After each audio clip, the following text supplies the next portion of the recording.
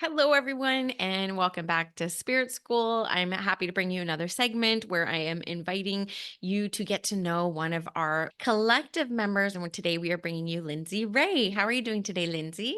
I'm great, thank you. How are you?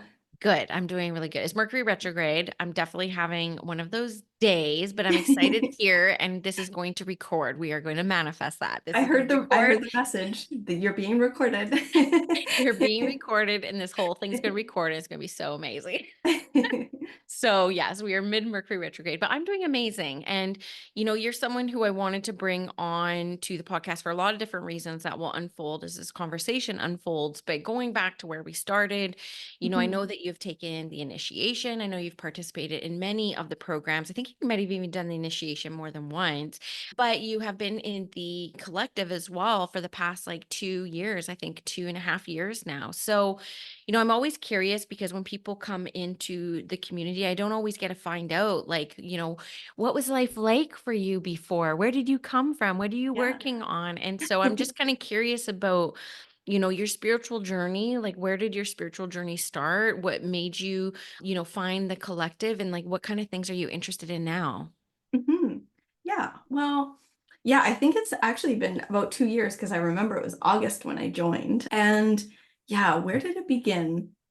I think like one of the most things that led me kind of right to the collective was I actually started in Reiki, training in Reiki. So that was kind of my gateway to like the spiritual world.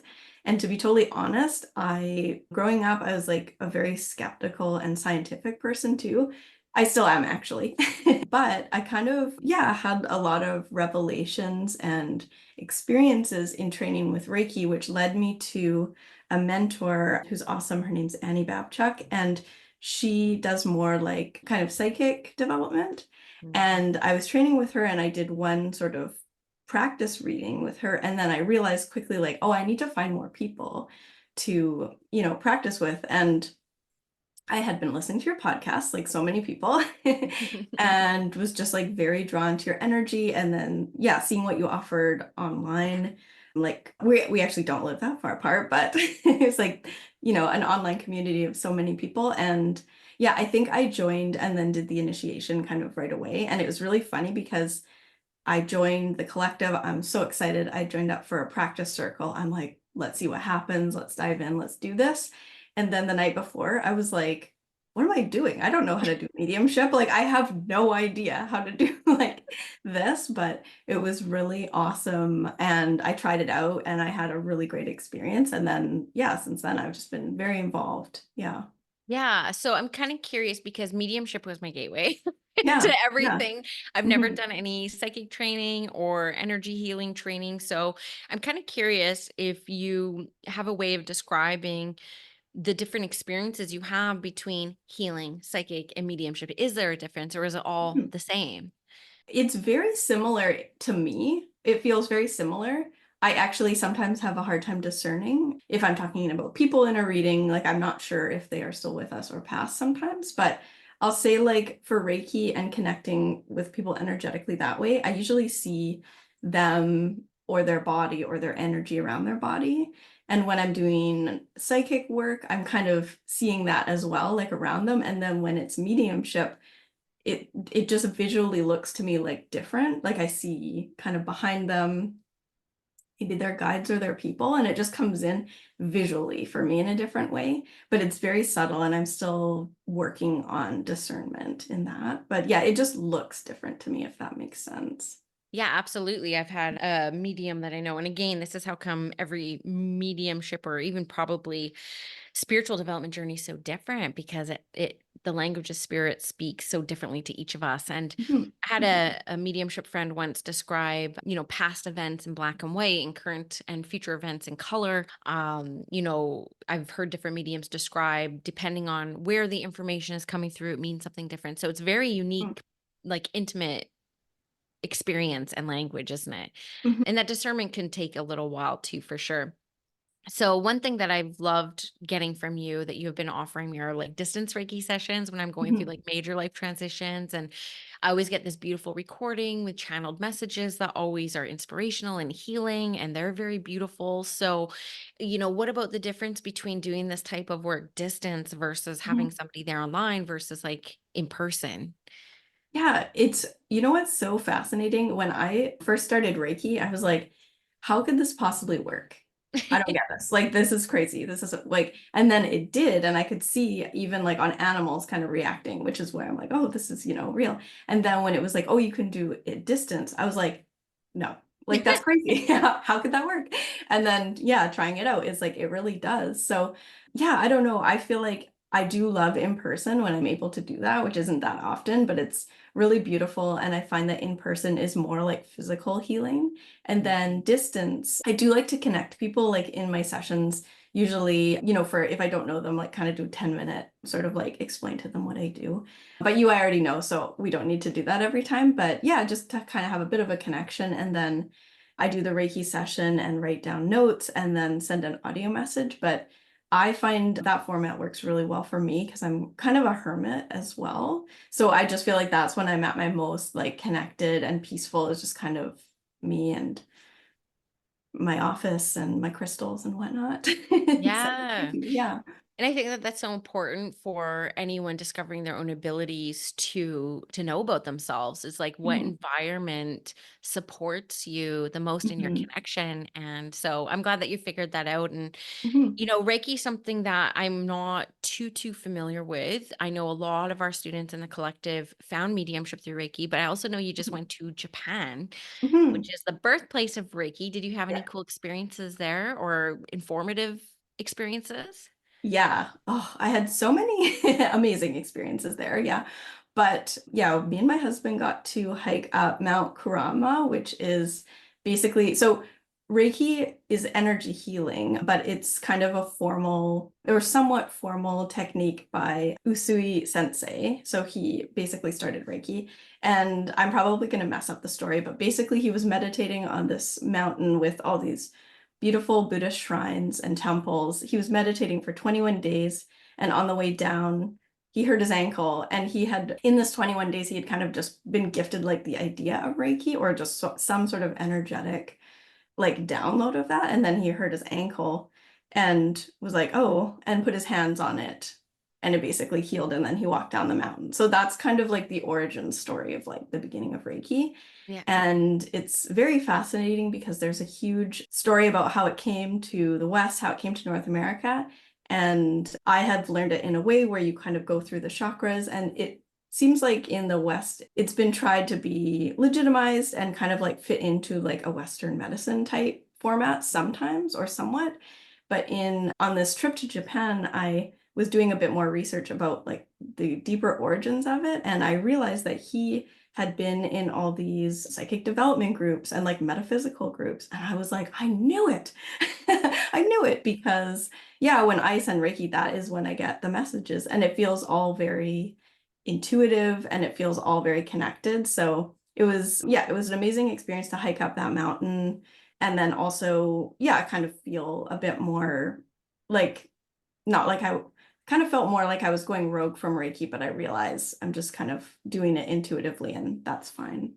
Yeah, absolutely. Okay, I love that. Mhm, Now, something that you said earlier that I want to get on too, because it's something a lot of people experience when they come into the spiritual space, especially in the collective. Like we have university professors there, we have like, mhm, PhD students, we have a lot of academic people there, as well as, have like 9 to 5s and like all the different reasons why spirituality might be harder for them to kind of like grasp and hold. So you talk about this like skeptical scientific mind. mhm, What were some of the experiences that you had that like, softened that a little bit for you? Or does mhm. it still exist? Are you still kind of balancing between the 2?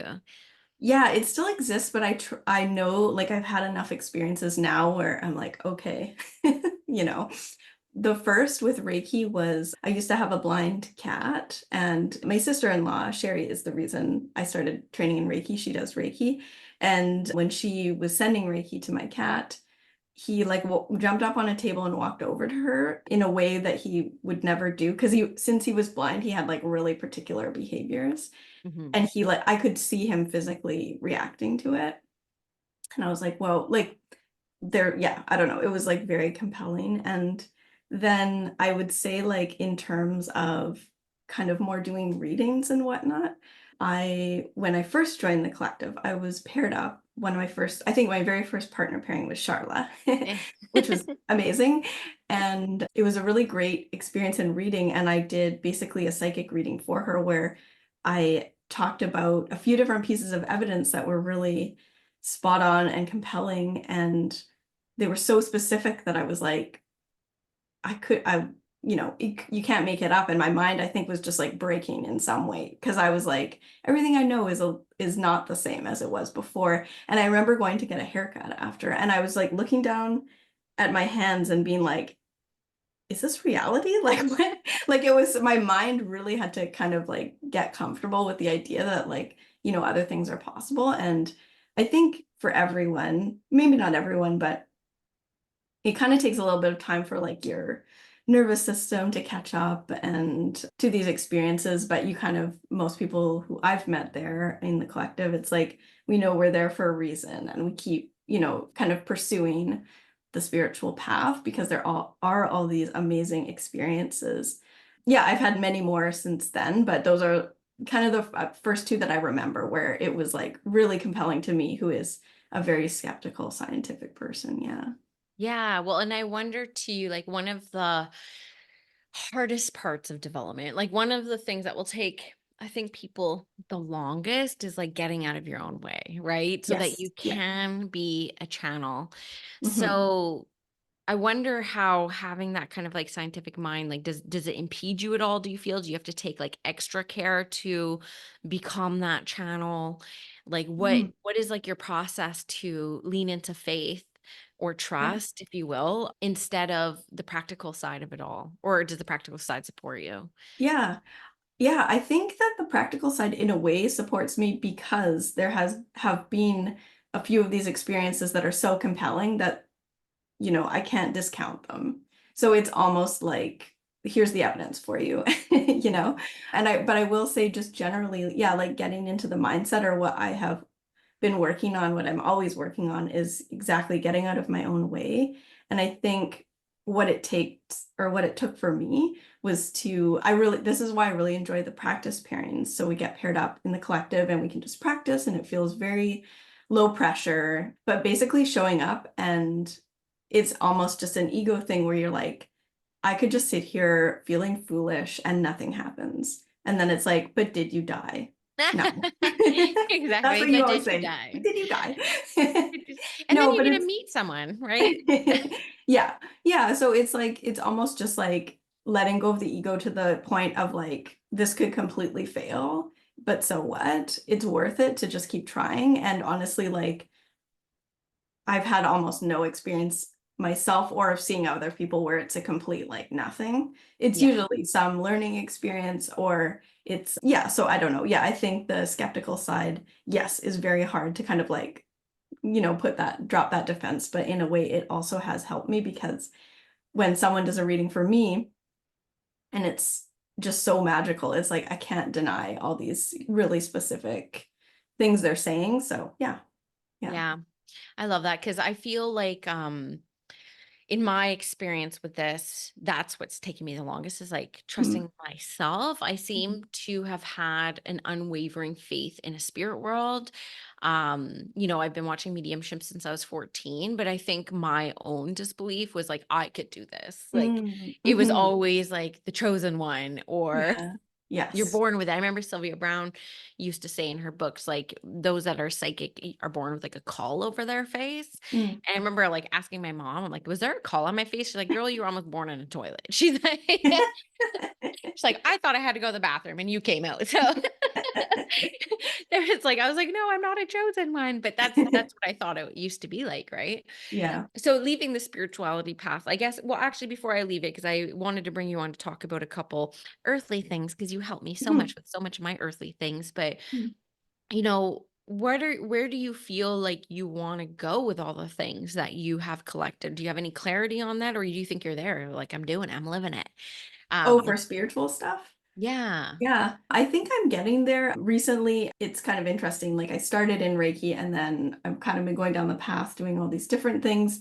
And I do feel like I'm returning to Reiki a little bit or energy healing kind of as a gateway to all these other things. So I do really enjoy doing the distance Reiki sessions for people and actually animals too. That has been some of the most rewarding. Yeah, animal communication and animal Mm. healing sessions. So you know what? I feel like it's always a journey and never a destination. That's like how I have to get up every day. And but then it's fun every day because yeah, so I probably will yeah, change where I'm going, but right now I'm really enjoying that. Yeah, it's something I'm interested in learning a lot more about, but there's Mhm. such a need for it. Yes. You know, I've done so many mediumship readings now, but you bring up a pet and like that's it. Mhm. That's what people want to hear from. And Mhm. even just being able to like communicate and heal with their beloved living pets and stuff like that. So I know I've seen firsthand being out here in the wild that there's a deep, deep need for that. So I'm glad that I Mhm. have someone like you doing that in the collective because we just need so much of it. Yeah, one thing I wanted to bring you on for, and I know that you could probably help out the spirit school audience with some of this is, Mhm. for anyone listening, if you've watched my newsletter or checked out my website, that's all Lynn's magic.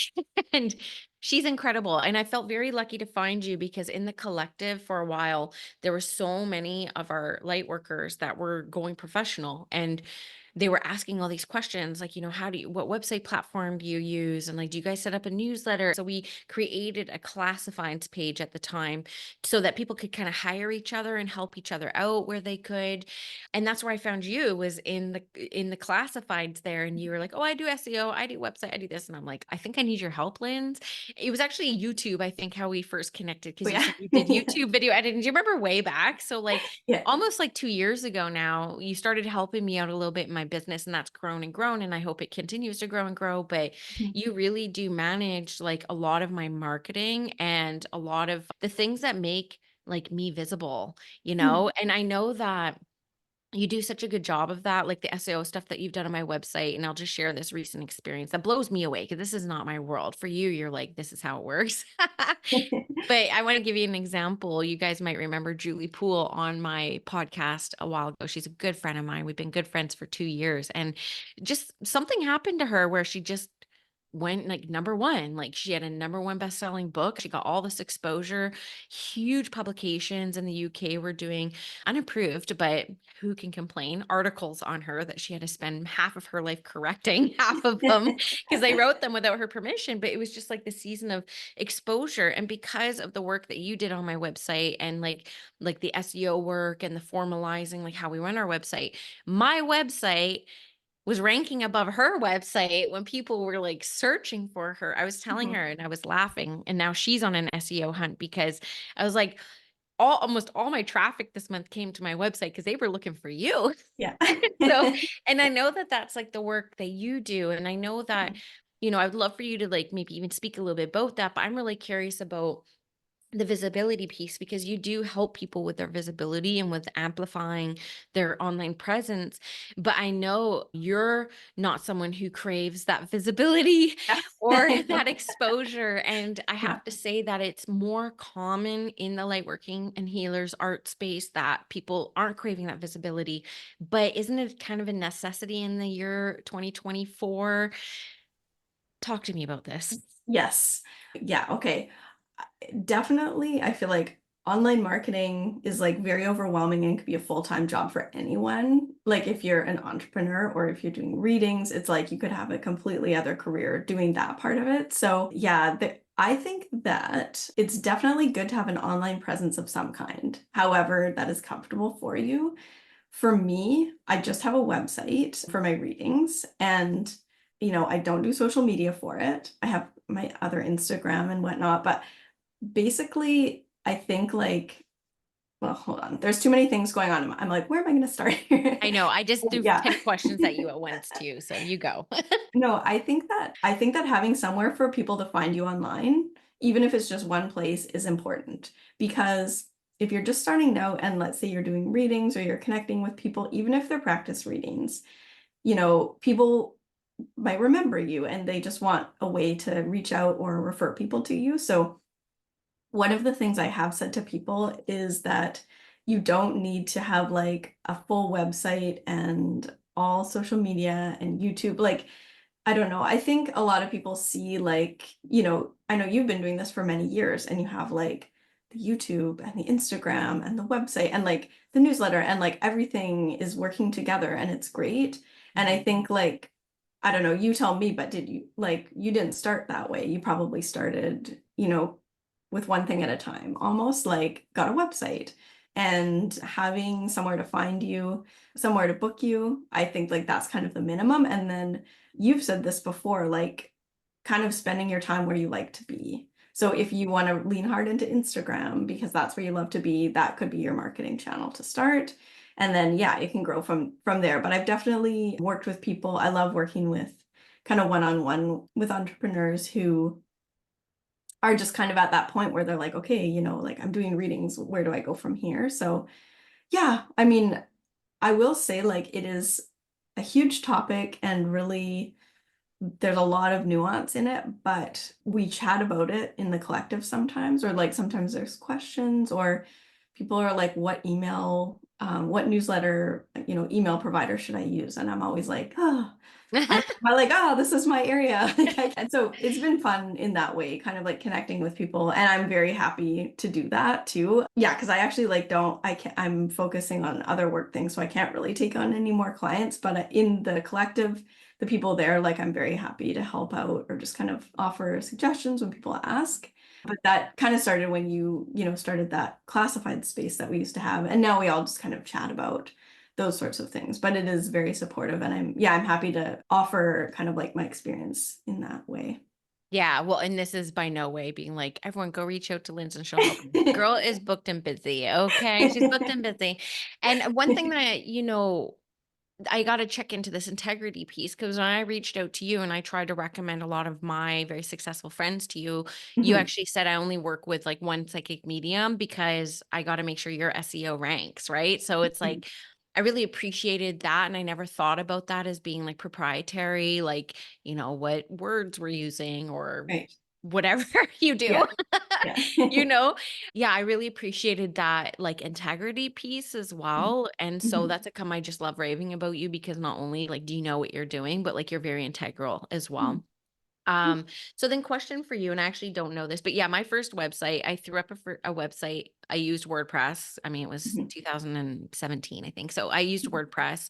Wix was out at the time, but I ended up buying like a template you just kind of like pop in, but Mhm. you know what? I couldn't figure that out. WordPress, I don't understand it at all. So I Mhm. ended up going to Squarespace with you, but I'm curious because there's so many things that are popular, like, becoming TikTok famous or Mhm. getting your Kajabi so that you can do your courses and your website, like these Mhm. all-in-one platforms. But Mhm. can you have SEO like on Meta? Like, can you have SEO through things like Kajabi, or even if somebody just put up like an acuity page, like Mhm. does that work for SEO? And SEO, I should tell everyone, is search engine optimization. It just makes you like Googleable. Mhm. Yes. SEO works with almost anything, but Kajabi definitely fine because they have sort of back end things to make where you can customize that. Google Sites is basically a free website provider where you can't really customize it, so it just takes the text from your site. So Yeah. something like Google Sites or Acuity is just going to take at face value what is on your website. So if it's really specific what people are looking for and really specific what you have there, they're going to find you. But it would be very difficult to kind of rank for all these other topics that people might be searching for.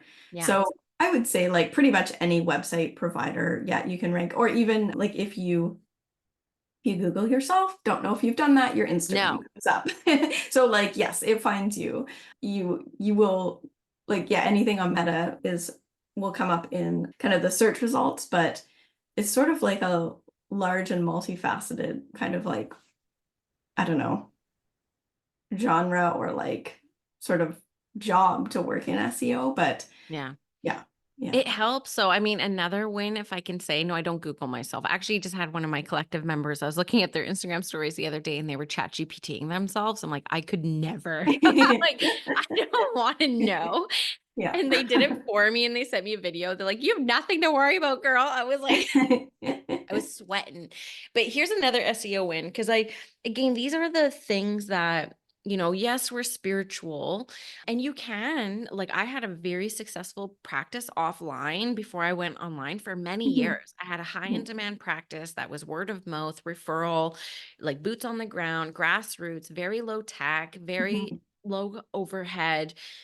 There is nothing wrong with running a spiritual practice like that. But another win I wanted to say just on the SEO and why it is worth investing in like these little marketing investments, if you will, if you do plan on having an online business, because it's pretty noisy out there now. At the Sacred Spirit Retreat this past June, we had somebody reach out and she was actually coming to Squamish and she was Googling Squamish sacred sites mm. to visit while she was here. And what came up first was the Sacred Spirit Retreat by the Squamish medium. Yeah. And so she ended up getting in. She's like, "I couldn't believe I got in." I'm like, "I can't believe it either." I'm like, "That's so exciting." But that was like, I have to tell Linz. I'm like, "That's a Mhm, huge win for us." So, these little things can make it a little bit more passive because you're out there mhm. like anyways, right? Yeah, yeah. If we do have presences on these platforms, then, I'm sure that the searchability does work. But one thing that I teach in the calling in my business programs, and I'd be curious about your thoughts on this too, is, when we solely build on TikTok or YouTube or Instagram, it's like they're not our platforms. And Mhm, like we don't have a lot of sovereignty or agency over them. And we can lose them anytime. Like I messaged Andrea right before our interview. I was like, I think my Instagram's hacked. I haven't been able to get onto Instagram all day, but she can get onto my Instagram.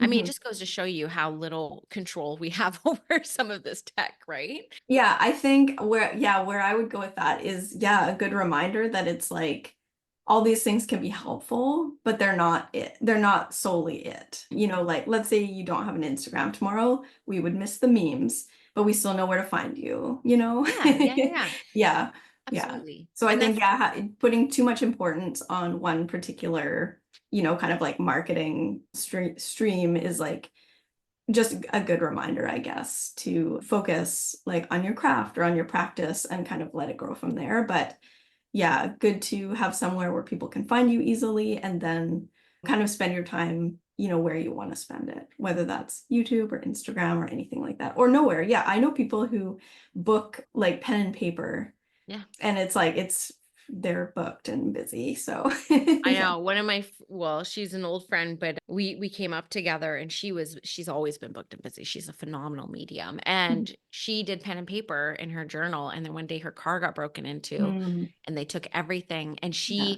she books like a year out. So she didn't know who paid, who didn't paid, who was booked, who wasn't. And so Yeah. I was like, oh my God, please don't do pen and paper. And I used to use my notepad on my phone and I had two people show up at one time. And I Mm, was like, mhm, oh, is that you've gotten my open rate on my newsletters, even though the list has continued to grow with you from around like the 19 to 23% up to almost 40%. Like I seen it one time at like 35, 38. So that's incredible too. I know that doesn't mean a lot to other people out there, but when you have like a body of work, when you have something that you want to share out with people, like these are the ways that you do it in 2024. And so it's hard, I think, for people to harmonize or balance the marketing necessities with the spirituality. I know that mhm, even I sometimes really struggle between them and have had to do things like marketing Mondays or mhm.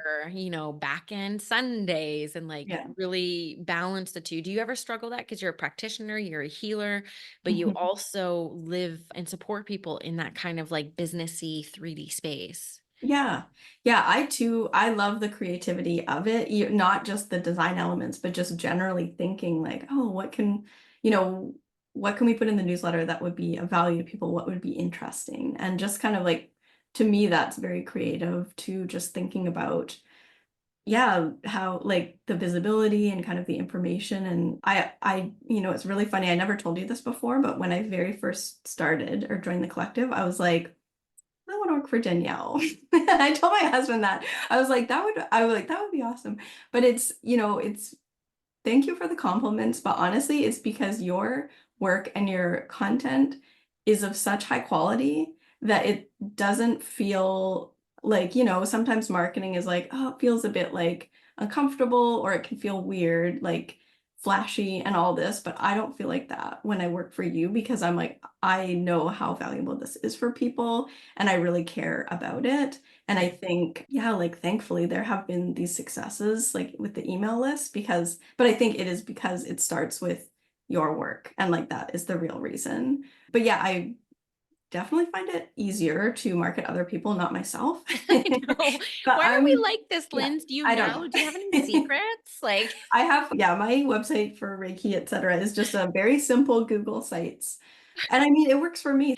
one thing I've been asking the collective members who I'm interviewing with this, and it's something I think about a lot too. Like, if I could get a hold of day one Danielle, like Mhm. the Danielle that enters that first practice circle, walked into that studio for the first time to tune into my spirituality, like what would you tell that version of yourself with what you Mhm. know now? Yeah. What would okay. I think I think I said it a little bit earlier. I wish I'd saved it up for this question.